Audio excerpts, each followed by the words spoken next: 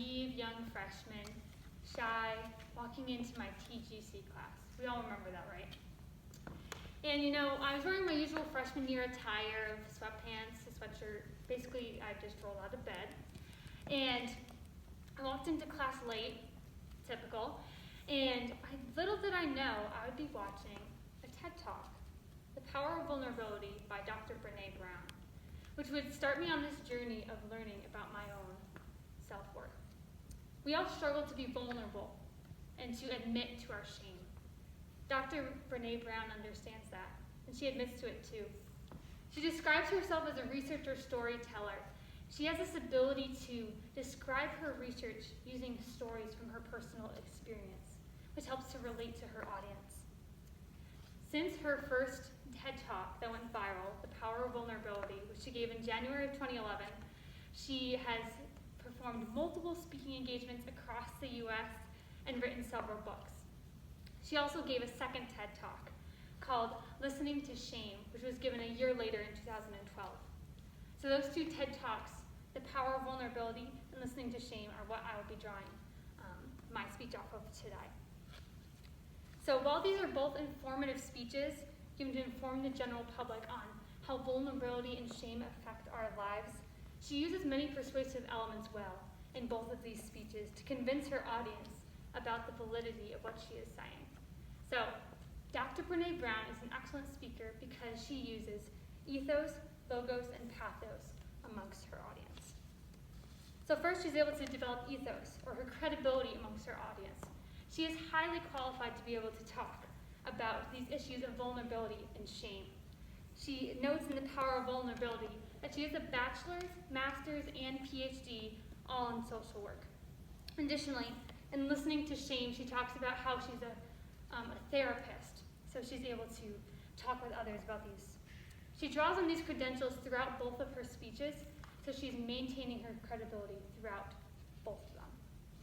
So while knowing her educational background is important, it's also to note the reliability of the research that she presents, which brings us to our second point, logos. Developing logos by backing it up with her research. So why can we trust her research? So first off, as we mentioned, she mentions her credentials throughout of how she is qualified to be performing this type of research. And then in The Power of Vulnerability, she talks about how when she was doing this research on vulnerability and shame, she studied these stories of thousands of people for 6 years. And then she took a short break and then went back to the data to analyze it for several more years. So the amount of time she took shows the care and the care for accuracy in her data. Additionally, she presented her research in a logical way. She structured her speech so that she would build upon information she had already noted on.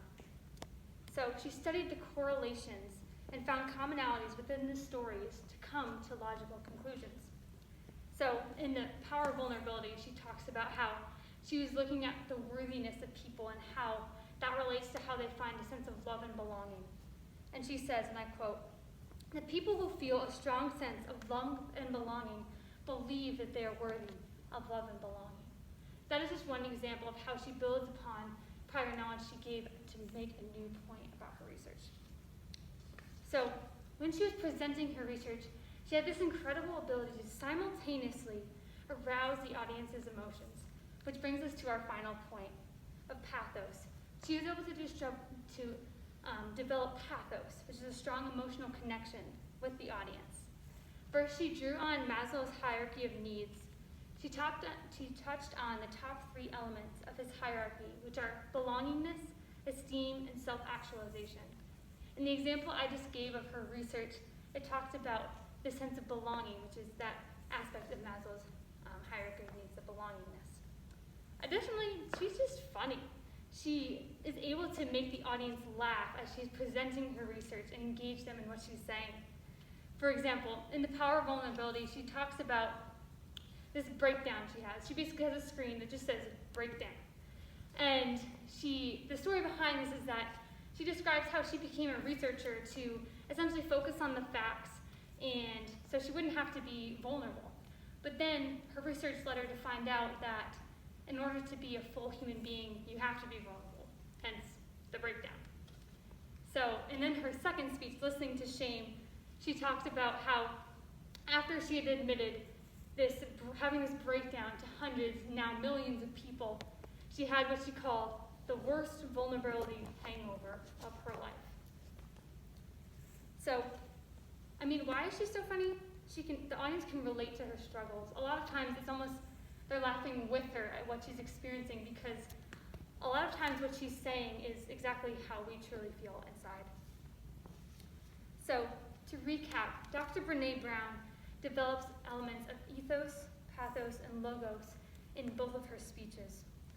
And I know we've highlighted these three elements of persuasion again and again, but I think she just does an excellent job of drawing on each of these and also expressing what she is, her research, in a vulnerable way. So, why I chose her was because I want to be able to show these elements that she shows in my future profession as a teacher, She's a researcher storyteller. I mean, what student doesn't love having a great storyteller as a teacher, right? Well, most of you probably will not be going into the educational field. But let's think for a moment, how in your future profession can you show vulnerability in these three elements of persuasion, just like Dr. Brené Brown did? So, being vulnerable is scary, but I mean, what's the worst that could happen? Just a little vulnerability hangover. Thank you.